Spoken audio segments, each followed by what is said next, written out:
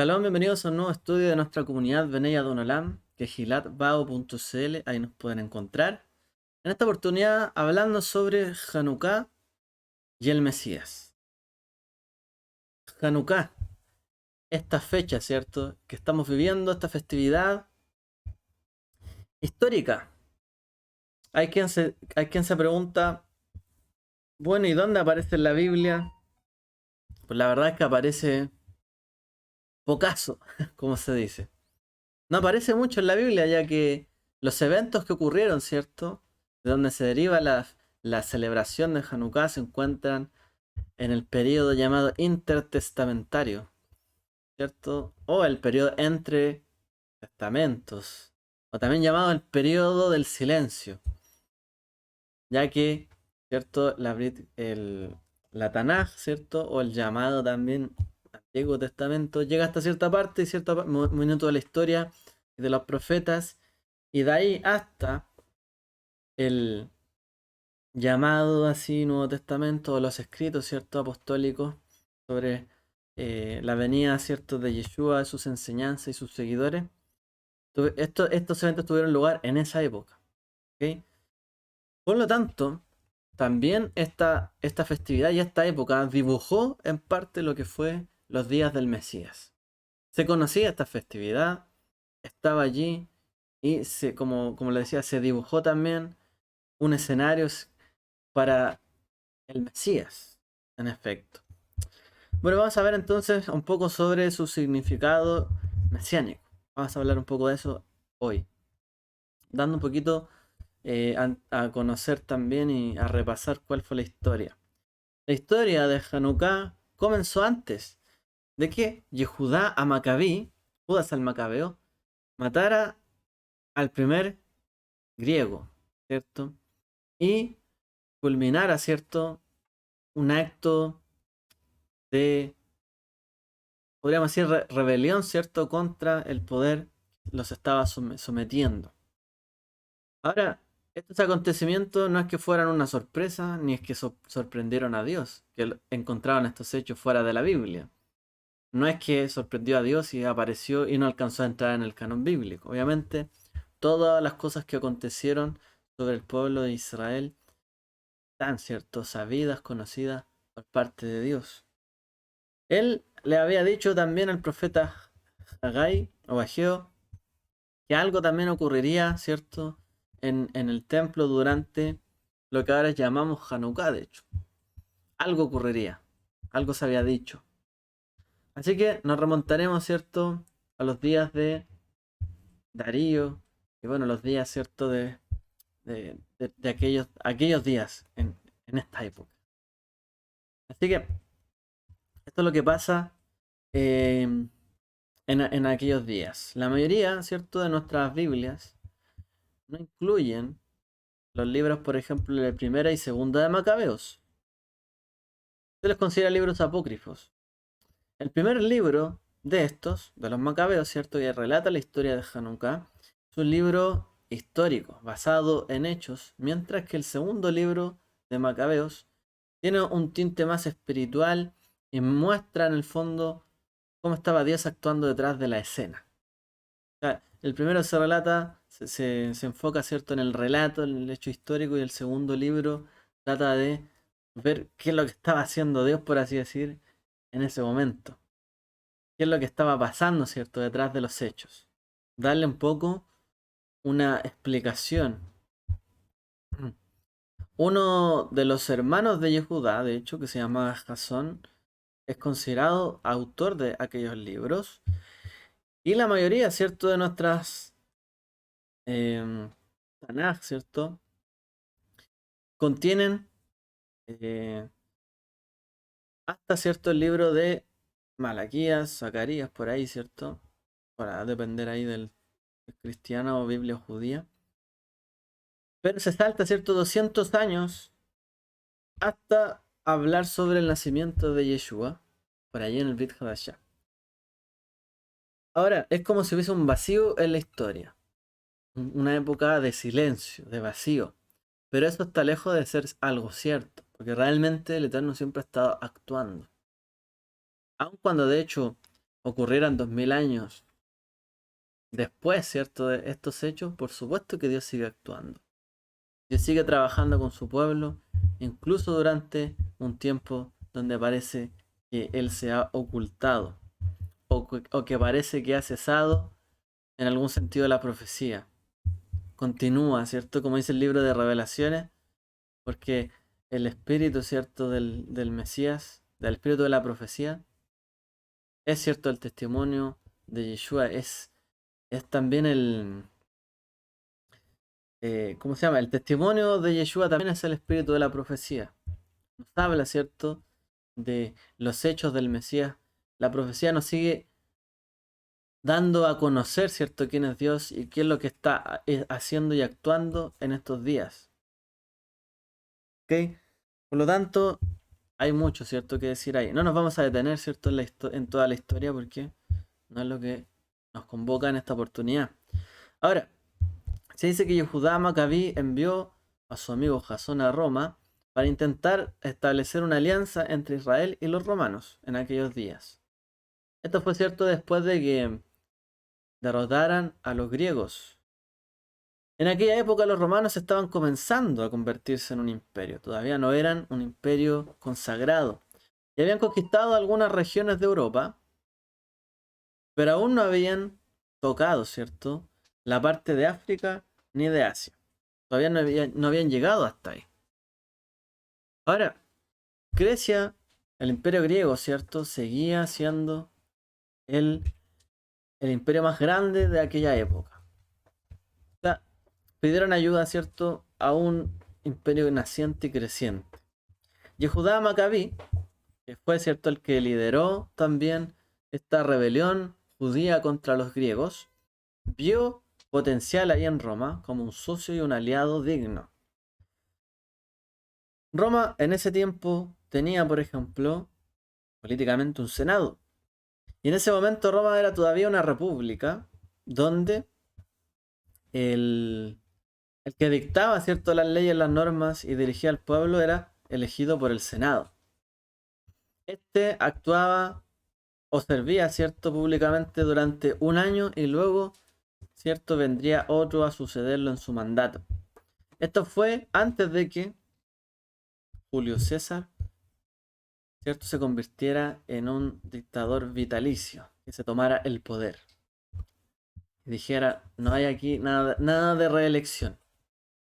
O sea, nada de seguir aquí sucediendo, yo me voy a quedar con el poder.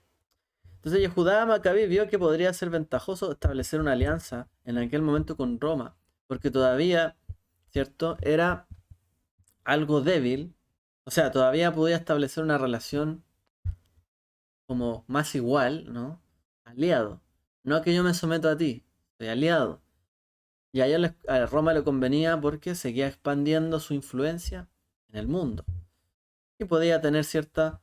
la pasada, ¿cierto?, de Israel, que es una pasada precisamente entre África hacia el norte que va a Europa. Un lugar igual estratégico. Entonces, probablemente si salíamos con ellos, cuando eran... todavía Roma era un, una- un imperio naciente joven, la alianza, ¿cierto?, seguiría en pie más adelante. Sobre todo si Roma comenzaba, ¿cierto?, a tener más influencia. Así que este amigo de Yehudá fue a Roma, habló con el gobierno romano y aceptaron hacer una alianza con Israel y por lo tanto a defenderse mutuamente como pares. ¿Ok? Ahora, esto había sido predicho, por ejemplo, por el profeta Daniel. Las visiones del profeta Daniel en el capítulo 7 del libro de Daniel, predijeron que esos acontecimientos sucederían, ¿cierto? Y él tuvo una visión real de lo que acontecería. Él de hecho vio a través de Darío el Medo y pudo que él iba a ayudar a restablecer el templo de Dios en Jerusalén, iba a ayudar a devolver, ¿cierto?, a los judíos a su propia tierra. Esto aconteció, ¿cierto? O empezó a ocurrir en el año 145, después de que Alejandro el Magno, ¿cierto?, conquistara el mundo conocido. Hasta ese momento tenían que pagar fuertes tributos al imperio griego, pero eran en gran medida independientes en sus asuntos internos. Es decir, a Grecia le pagaban impuestos, tributos, pero luego de eso, ustedes son libres. Hagan lo que quieran, tomen sus decisiones internas, su política interior, pero tenían que pagar impuestos, pero no estaban invadidos por los griegos. Ahora, a los griegos les gustaba en general Israel porque, como hemos mencionado en otras oportunidades, porque Israel era un corredor, era un pasaje entre Grecia y Egipto. Unía ciertos continentes, es justo una pasada para llegar, ¿cierto?, a Egipto, por ejemplo, en el caso de Grecia, desde el norte. Y tener que evitar quizás el mar, en ese caso. También eran una tierra que también tenía, eh, digamos, mucha bendición, por lo que el territorio también terminaría formando parte, ¿cierto?, de un deseo, de un tira y afloja, ¿cierto?, entre los egipcios y los sirios. O mejor dicho, entre los griegos de Egipto y entre los griegos de Siria. Ellos verían esta tierra como un pasaje estratégico, pero también como una tierra de abundancia donde se querrían quedar con ella. Estamos hablando de Israel. Y eso cambió, ¿cierto?, en el noveno mes del día 25 del mes de Kislev del año 145 de la dominación griega. Cuando Antíoco decretó que todo el imperio debía vivir de una misma manera, una misma cultura, conforme, ¿cierto?, a los griegos, abandonando sus propias culturas, sus creencias y sus religiones, surgió, ¿cierto?, el sacerdote llamado Matatías, o Matatiahu, y sus 5 hijos, Johanán, Shimón, Yehudá, Eleazar y Jonatán, y encabezaron una rebelión contra este brutal decreto, ¿cierto?, de asimilación. Ya, imagínense, los días de Antíoco, él dijo, todo el imperio vivirá conforme a la misma, no solo a la misma norma que Grecia, sino que también tendrá la misma fe, la misma religión, y deben abandonar sus propias culturas para injertarse en Grecia y en todo lo que implicaba esto. Obviamente esto no sentó para nada bien, ¿cierto?, a esta familia sacerdotal celosa de la Torá, como se dice en la bendición hasta el día de hoy, que él puso, ¿cierto?, su venganza en manos de estudiosos y celosos de su Torá. ¿Para qué? Para no caer en la asimilación. Ahora, este decreto que llevó a la asimilación, ¿cierto?, de los pueblos a Grecia, fue un asunto que no se aplicó en buenos términos, sino que fue brutal y sangriento. Prácticamente se mataban a las personas que circuncidaban a sus hijos o que guardaban el Shabbat. Los griegos sirios también sacrificaron un cerdo en el altar del templo de Jerusalén. Y esa fue, de hecho, la gota que rebalsó el vaso para una familia de sumos sacerdotes como lo era la familia de Matatiahu a Macabí, el Macabeo. Ellos huyeron de Jerusalén a Moedim. Después de esto, porque la orden del rey, de hecho, era matar a cualquiera que fuera visto obedeciendo la Torá de Moisés. Muchas personas, de hecho, murieron, no fueron perdonadas, sino que por querer seguir el camino de la Torá, los mataron. Estamos hablando de los primeros mártires, conocidos en esa época, ¿cierto? Ahí se empezó a hablar del tema de ser mártir. Por cumplir la Torá, se tenía que dar la propia vida muchas veces. Y esto empezó en esta época.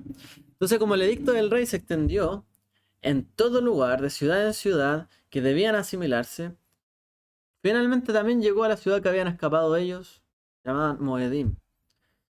Allí Matatiahu a Macabí recibió la orden de sacrificar un cerdo, y cuando un Bueno, ahí se recibió la orden, ¿cierto? De sacrificar un cerdo. Y cuando alguien intentó obedecer esta orden, obviamente Matatiahu no lo iba a hacer. Matatiahu a Macabí, llamado así el martillo, lo mató y también mató a los hombres del rey. Eso, por supuesto, trajo la ira del rey griego en aquel entonces. Sobre ellos se tuvieron que huir nuevamente a una región montañosa en Judea, con un montón de cuevas, donde era fácil ocultarse. Y las pocas personas piadosas que quedaban en la ciudad, es decir, que guardaban la Torá, tuvieron también que huir de los pueblos de las ciudades hacia el desierto y las montañas, igual que Matatiahu y su familia. Esto nos recuerda mucho, ¿cierto?, a los días cuando también Yeshua menciona, cuando lleguen aquellos días será donde llegó la abominación desoladora. Bueno, eso ya había ocurrido. Yeshua hizo alusión varias veces que lo que pasó en el Imperio griego anteriormente, en la fiesta de Hanukkah, iba a volver a acontecer en los días de Roma. Y que también tendrían que huir para salvar sus vidas. Así ocurrió los días de Hanukkah y así se repetirían los días, ¿cierto?, de Yeshua y de Roma. Fue en ese entonces cuando surgió esta familia de los Maccabim. Ahora, los Maccabim tenían algo en particular, que así se llama, ¿no? Maccabí, como martillo, porque ellos sabían usar no solamente los utensilios del templo, sino que también sabían usar herramientas y usarlas como armas en favor de hacer violencia. Sabían luchar y tenían lo necesario para luchar y batallar. Los otros que habían huido, por ser personas celosas de la Torá, no sabían luchar. Simplemente huyeron porque ya no podían vivir ahí, guardando y viviendo de la manera que vivían. Pero esta familia sabía luchar, sabía usar herramientas y armas. Esto causó problemas em, porque los que pensaban, em, los que huían, pensaban que huían para guardar la Torá del Eterno. Pero por otro lado, había una familia dentro de las que huyeron y dijeron no. No vamos a vivir huyendo de estas circunstancias. No huimos solamente para cumplir la Torá de Dios. De hecho, los sacerdotes, ¿dónde podrían cumplir la Torá de Dios? A lo mejor el resto del pueblo dirá, bueno, huyamos de acá y cumpliremos la Torá y viviremos en otro lugar. Pero un sumo sacerdote, ¿dónde podrá cumplir la Torá? Si no en el templo, si no en el lugar ahí de Jerusalén, y si no allí mismo. O sea, un sumo sacerdote y su familia no podría cumplir la Torá que les correspondía a ellos en cualquier lugar. Tenían que ser allí. Entonces esto trajo cierta, digamos, división entre los que querían huir para guardar la Torá y ellos que habían huido, pero en realidad porque querían recuperar el lugar para poder guardar la Torá. Entonces cuando los griegos enviaron a sus soldados al desierto, se encontraron con este grupo de personas que obedecían la Torá. Y las... em, y ellos, ¿cierto?, que iban ahí al desierto, se encontraban que muchas veces estaban guardando el Shabbat. Estas personas que guardaban Shabbat, que guardaban la Torá, no sabían pelear ni batallar y además se negaban rotundamente a tomar un arma en Shabbat, porque está prohibido, debido a la santidad del día y que ese día no se puede transgredir, pues es un día sagrado. ¿Por qué voy a levantar un arma en Shabbat? No se puede iniciar una guerra en Shabbat, como dice la Torá. Y se negaban realmente a, a resistirse en batalla a los griegos. Por tanto, los griegos simplemente los aniquilaron. A todas estas personas obedientes y que decidieron hasta el último de los momentos no violar la Torá, ni siquiera tomando un arma para defenderse. Ahora, si esta actitud y si esta elección de los hijos de Israel se iba a mantener, iban a ser diezmados. Entonces Yehudá Macabí y sus hijos no luchaban contra los griegos porque quisieran morir por la Torá, sino porque querían vivir por la Torá.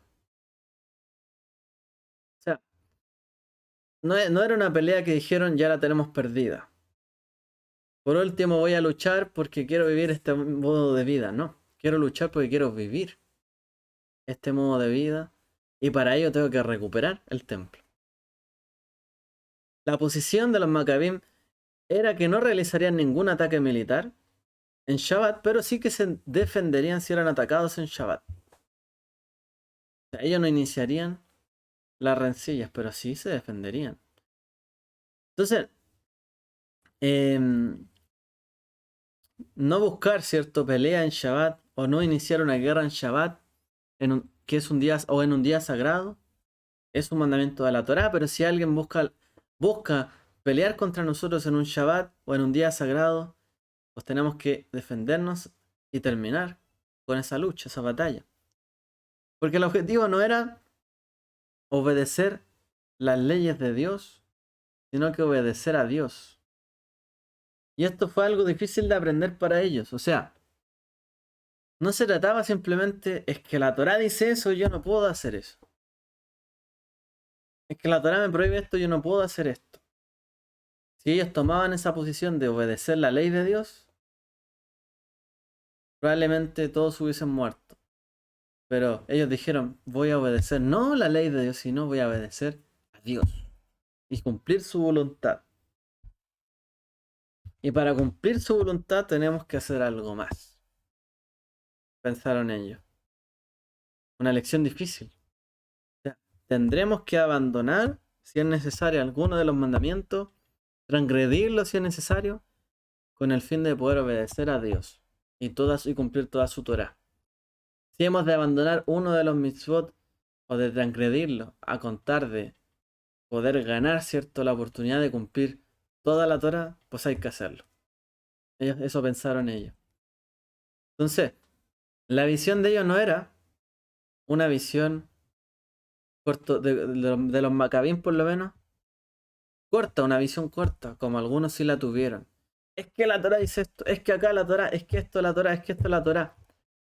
La única manera, vamos a hacer una alusión a nuestros días, la única manera de luchar contra la asimilación no es simplemente decir, yo voy a cumplir la ley de Dios, voy a cumplir el mandamiento y esto acá, esto acá y esto allá.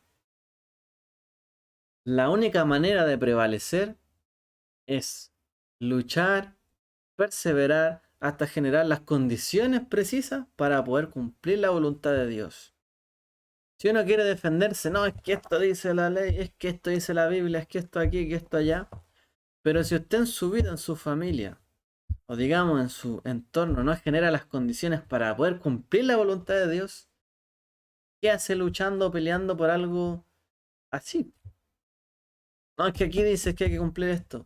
Bueno, pero la voluntad de Dios en general no la puede cumplir porque no están las condiciones. Ellos prácticamente iban a morir por la Torah. Pero la Torah dice, no que morirás por los mandamientos, sino que vivirás por ellos. Si es necesario transgredir algo para generar las condiciones de poder cumplir toda la Torah y su voluntad, entendieron ellos en ese momento algo que era muy difícil de comprender, y yo creo que para muchos es difícil de comprender. Es necesario abandonar cierto mandamiento, cierta cosa que está ahí escrita, porque tenemos que vivir por ellos. Vivir y no morir por la Torah. Tenemos que vivir para cumplir su voluntad. No tenemos que morir por cumplir su voluntad. Por supuesto que Dios se alegra, como dice el Salmo, en la muerte de sus justos. Pero eso no significa que ellos se echen a morir. O que hagan las cosas para morirse. ¿Ok? Así que es una lección difícil de entender. Y a veces uno quiere luchar por un mandamiento, y a lo mejor no estoy generando las condiciones para cumplir el resto de los mandamientos. ¿De qué me sirve luchar contra eso? me va a absorber igualmente en el fondo. Por ejemplo, si una familia tiene problemas a lo mejor con cumplir un mandamiento, y uno trata de pedir que guardemos esto, guardemos esto, guardemos esto. Pero si no genera las condiciones para que la familia esté bien, tranquila, tenga las condiciones para guardar en general la Torá, por mucho que yo le pida, insista, insista, insista, va a ser algo difícil de sobrellevar. Este es el mismo principio que Yeshua usó, por ejemplo, al sanar gente en Shabbat. Pikuach Nefesh se llama. Es decir, hay que salvar el alma. Yo no puedo morir por guardar la Torá. Tengo que vivir para guardar la Torá y obedecer a Dios. El Shabbat nos permitía vivir, ¿cierto?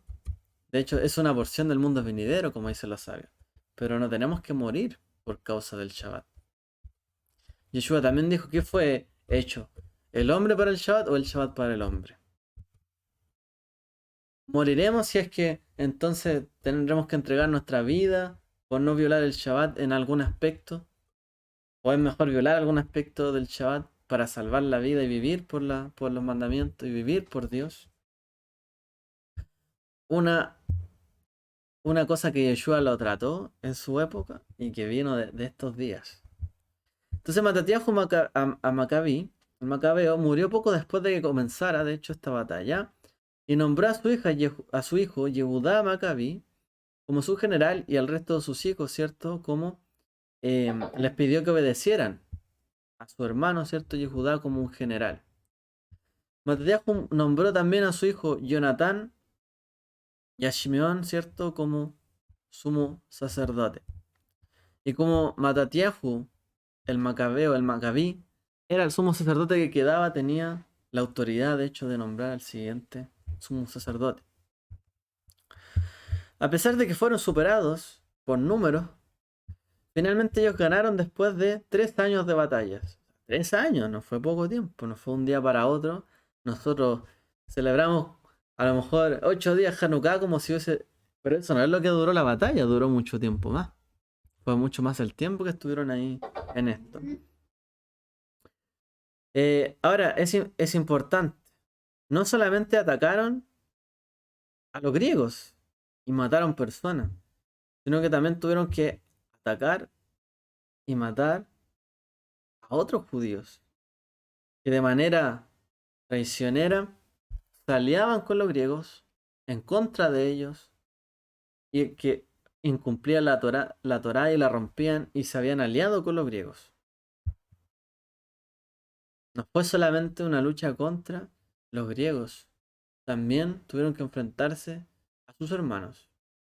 Y esto es similar, ¿no? Cuando leemos la Torá, Pinhas, ¿se acuerdan? O Finés, Pinhas. El caso cuando él tuvo que matar a su hermano, atravesarlo, dice, para traer shalom y paz, para purificar esa generación, digamos, ese tiempo, ese momento. Fueron días muy difíciles. Por eso uno tiene que estar dispuesto si quiere servir al Eterno, ¿cierto? No a que a matar a otra persona, sino que nos referimos, como dice Yeshua, a dejar padre, madre. Abandonar, renunciar a nuestros principios que creíamos tener para contar, ¿cierto? De seguir su camino. Y las personas que abandonan ese camino, aquí también tuvieron que entrar en la batalla y también tuvieron que derrotar a sus hermanos, incluso hermanos de Israel. El templo y el altar fueron profanados en el 25 día del 9º mes de Kislev, como nosotros celebramos, ¿cierto? Del año 145. Y los griegos habían sacrificado un cerdo en el altar de Dios, y ya estaba profanado y no podían, ¿cierto? Llegar, lavarlo y reutilizarlo. Tenían que empezar desde cero. 3 años después de estas batallas, el día 25 de Kislev del año 148 de la dominación griega sobre la tierra de Israel, el templo y el altar habían sido limpiados y purificados, y este es el origen de la fiesta llamada Hanukkah.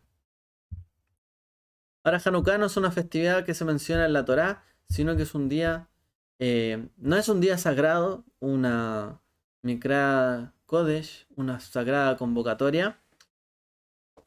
Y tampoco, ¿cierto? Tampoco, podríamos decir que, a ver, no es un día sagrado, no es un día que esté como por ley, pero aún así todos lo celebran porque son hechos históricos que acontecieron. Está marcado, ¿cierto?, dentro de la historia de Israel. Es un recuerdo de esa rededicación y de esa ardua lucha que tuvieron que tener. Ahora hay una razón por la que los libros de los Macabeos no están incluidos en las escrituras, y es porque es un libro de historia, ¿cierto? El libro de los Macabeos. El primero es un libro de historia poco donde no aparece mucho Dios actuando. En cambio, el segundo libro es demasiado espiritual, por así decirlo. Y repite los acontecimientos del primer libro. Pero hay alusiones, ¿cierto?, espirituales que tampoco coinciden con lo que está en la Torá plenamente. De hecho, probablemente los que escribieron y bueno, estuvieron detrás de estos libros eran judíos, pero helenistas. Y hay mucha de la espiritualidad griega, de la filosofía y de las ideas, ¿cierto?, que ellos tenían sobre Dios que quedaron plasmadas en los libros de los Macabeos. Por lo tanto, sería casi imposible rectificar la visión de ellos con el resto de la Torá. Nuevamente, reconciliar una visión que ya estaba helenizada con la mentalidad greco-romana. Intentar reparar eso para darle un contexto judío plenamente y dejar eso en el canon bíblico es casi imposible. Eso es como tratar de quitarle, ¿cierto?, digamos, a la cristiandad la visión greco-romana que se tiene. Es imposible. A lo mejor hay quien logra dar pasos en favor, ¿cierto?, de eliminar el pensamiento griego para volver, ¿cierto?, a las raíces del pensamiento de Yeshua y sus apóstoles. Pero esto está difícil. Y los judíos tenían esto claro. Cuando hicieron el canon, dijeron, esto difícilmente se puede amononar o cambiar. Esto ya tiene una mentalidad que no comparte con el resto de la Torá. Entonces, antes de que esto ocurriera, ¿cierto? Nunca se celebró. Antes de que ocurrieran estos acontecimientos, en el mes de Kislev no hubo ninguna celebración sagrada. Y cuando Yehudá reconstruyó el templo, la gloria del Eterno no estaba allí. De hecho, la profecía de Haggai solo se cumplió parcialmente los días de Yehudá Macabí, donde el Eterno volvería a morar, ¿cierto? Llevar su presencia allí, como no había existido antes incluso. Dice 2 Macabeo 1.9, y procurad celebrar la fiesta de las cabañas de Sukkot en el mes de Kislev. Y procurad celebrar la fiesta de Sukkot en el mes de Kislev. Dice. Entonces, en el libro de los Maccabim se le pidió a los judíos que estaban en Egipto que celebraran la fiesta de Sukkot, de los tabernáculos, pero en el séptimo, tanto en el séptimo mes como en el noveno. Recordemos que esto se celebra en el séptimo mes de Tishrei, Sukkot, pero en el libro del Maccabim se le pidió que también lo celebraran en el noveno mes, que es Kislev. Entonces dice que ellos celebraron la rededicación del templo como una celebración tardía de Sukkot. Ellos no habían podido celebrar Sukkot, estaban en guerra. Por lo tanto, también celebraron tardíamente Sukkot en los días de la rededicación del templo. Y la celebraron durante 8 días porque Sukkot y Shemini Atzeret se celebraban 8 días. Por eso, ¿cierto? También dice ahí el libro que se celebraron por 8 días la festividad de Hanukkah, como un símil a Sukkot que no habían podido celebrar. Ahí hay una razón histórica de por qué también se celebra durante 8 días. Hanukkah, una alusión a Sukkot. Ahora, Ageo Haggai, el profeta, él escribió, ¿cierto?, durante el segundo año del rey Darío, y él daría una profecía, ¿cierto? Que comenzaría hablando de cuándo se iba a profanar el templo con sacrificios inmundos, y así también hizo alusión a cuando los griegos entrarían y profanarían, ¿cierto? Con un cerdo. Y no lo estaban profanando más de lo que ya había sido profanado. ¿Ok? O sea, en Haggai, y aquí está como la clave de lo que quiero, o de la reflexión. Él dice que cuando llegaron los griegos, o cuando llegaría, ¿cierto?, la destrucción del templo, y harían un sacrificio, no la destrucción, sino que harían un sacrificio inmundo, ya el templo estaba profanado, de antes. No en ese momento, sino que ya de antes venía profanado.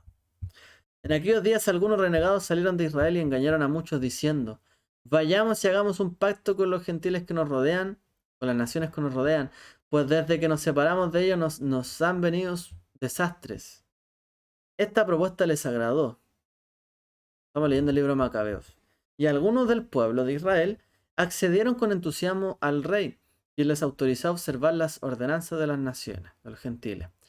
Así que construyeron un gimnasio en Jerusalén, según la costumbre gentil, quitaron las marcas de la circuncisión y abandonaron el pacto. Y se unieron a los gentiles, a los griegos, y se vendieron para hacer el mal, dice. Primera Macabeos 1, 11 al 15. La corrupción, la helenización de los Yehudim no se produjo en el vacío ni de forma espontánea, y no estaban realmente limpios cuando ocurrieron estas cosas.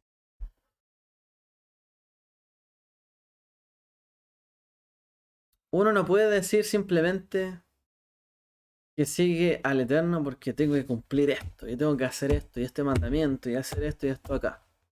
A muchos de ellos le pasó. Lamentablemente muchos de los Yehudim de aquel entonces ya habían abandonado la Torá del Eterno antes de que llegara Antíoco.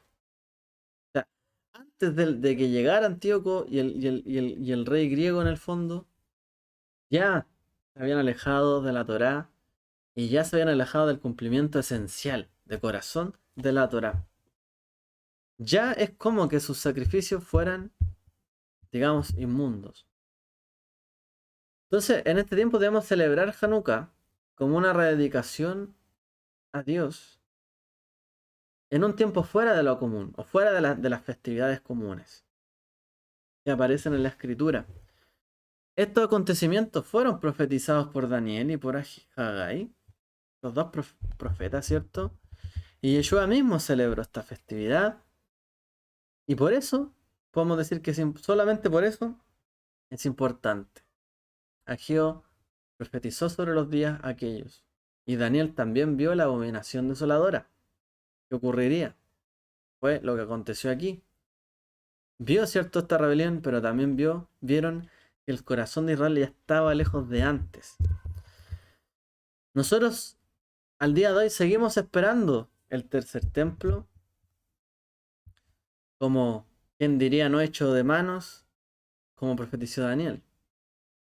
Ahora, esto significa que los eventos de Hanukkah ocurrirán quizás alguna vez más para aquellos que piensan, ¿cierto? Porque en realidad aquí hay una discusión si vendrá un tercer templo antes o vendrá solo un templo celestial. Pero al parecer estos hechos se repitieron mientras estuvo el templo en pie. Ahora. Este es el contexto, de hecho, del Mesías. Hanukkah y el Mesías. El contexto, ¿cierto?, de que vino la invasión griega, pero ya la asimilación existía de antes. A veces cuando uno quiere atacar el problema ya es tarde. El problema está realmente cuando se empiezan a ver los síntomas. Cuando uno ve los síntomas, ¿cierto?, de la asimilación, cuando uno ve los síntomas del alejamiento del camino de la Torá, allí es cuando hay que preocuparse, porque después puede ser muy tarde. No leímos, cierto, todos los pasajes, pero en realidad el problema es que el corazón de Israel ya estaba lejos del Eterno antes de que ocurrieran estas cosas. Aún antes de hacer un sacrificio abominable, que nos parece terrible, ya estaba impuro el templo y el altar, porque el pueblo estaba ya de antes con su corazón lejano de Dios. En este contexto viene el Mesías y en este contexto dice también el profeta que el Eterno llenará de su presencia el templo con la venida del Mesías. Estoy parafraseando, ¿cierto?, algunos profetas y aquellos días que se vivieron. El punto es que el Mashiach no solamente vino en este contexto donde el corazón del pueblo estaba lejos. El problema no era simplemente, por tanto, que ellos no estaban cumpliendo la Torá. El problema realmente es que ellos estaban haciéndose ver o creyendo que ellos cumplían la Torá, pero en realidad estaban ya asimilados. El contexto donde viene Yeshua, si se fijan bien, Yeshua no es que le enseñó a todo el mundo, así se guarda Torá, tienes que hacer esto, esto, otro, esto, otro, esto, otro. Porque ese no era el problema de esa generación. Ya los perushim, los fariseos, sabían un montón, le enseñaban a la gente cómo cumplir la Torá. El problema es que el corazón de ellos ya estaba asimilado. Asimilado a Roma, al odio de Roma, asimilado, ¿cierto?, a la conducta de las naciones. Ya de antes estaban su corazón lejano. Por lo tanto, realmente lo que nos aporta, ¿cierto?, del contexto de los Macabim y el Mesías es que el Mesías tiene que venir a reparar el mundo. Pero reparar el mundo no significa simplemente empezar a cumplir mitzvot y ya. Hay que renunciar al mundo. Hay que, si es necesario, alejarse de lo que el mundo está proponiendo. Y si todavía no es, digamos, suficiente, tenemos que luchar contra el mundo. Y tenemos, ¿cierto?, que oponernos a lo que quieren influir, ¿cierto?, el mundo en nosotros y en nuestra familia. Porque de otra manera, como les pasó a los otros que huyeron junto a los Macabim a las montañas, no pudieron resistir. Vino el mundo y los mató y se los comió, vivos por así decir. Pero a los que decidieron luchar en medio de las tinieblas, los que no solamente quisieron ser guardados, sino que dijeron, si no luchamos, si no batallamos, si no resistimos, todo esto nos va a caer encima y jamás vamos a poder guardar la Torá. Por mucho que nos vayamos para guardar la Torá, no vamos a poder guardar la Torá en el templo, sino es recuperando y luchando contra ellos. Israel el día de hoy, en su tierra, ¿cierto?, en la tierra de Israel, ha entendido en parte esta lección desde los días de los Macabim. En los días de los Romim o de los romanos se intentó también hacer esto. Pero lamentablemente se llamó, ¿cierto?, a un líder que no era el líder elegido por el Eterno para conquistar o reconquistar, ¿cierto?, a Jerusalén. Porque lo que había que reconquistar era el trono del corazón, donde Dios quería habitar en Israel. Como dice Yeshua, aquel que cree en mí, ¿cierto?, yo y mi Padre haremos morada en él. Lo que realmente se necesitaba recuperar era el templo de los corazones de Israel, no solamente el templo físico. Porque ya intentaron y conquistaron el templo físico, pero aún así ese templo no estuvo lleno todavía, digamos, de la presencia del Eterno como se había profetizado, que se llenaría completamente, con una gloria aún mayor, dice, que la anterior. Todo eso se cumplió en parte, pero no estuvo completamente cumplido, por eso todavía falta. Así que eso es la lección que nos enseña, ¿cierto?, digamos, la historia de los Macabim y el Mesías. Realmente el Mesías viene para reparar el mundo entero, no para parchar, no para decir, hay que cumplir este mandamiento, es que hay que guardar el Shabbat por sobre cualquier cosa. Hay que reparar las cosas en general, completas. Porque si se llega, digamos, si hoy día la gente llega a no cumplir muchas de las cosas de la escritura o seguir el camino de Dios, porque ya hay muchas cosas que están desviadas. No es solo una. No es que la gente no cumpla a lo mejor una fiesta o un Shabbat porque son rebeldes contra Dios. Hay muchas cosas que hay que cambiar y volver a entender para llegar, ¿cierto? A guardar el Shabbat, a guardar la fiesta, a guardar los mandamientos. Hay muchas cosas que se tienen que reparar. No es solamente una. ¿Ya? Entonces, esto nos enseña los días de los Macabim. Hay que restituir las cosas, pero por completo. Si no, jamás vamos a poder guardar bien y a cabalidad la escritura. ¿Ok? Bueno, esta es una lección de la historia y una lección de los días de Hanukkah. Espero que haya sido de bendición para todos y que nos deje alguna reflexión.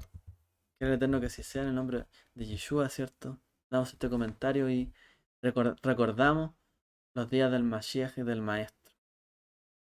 Que Él dijo: yo soy la luz del mundo.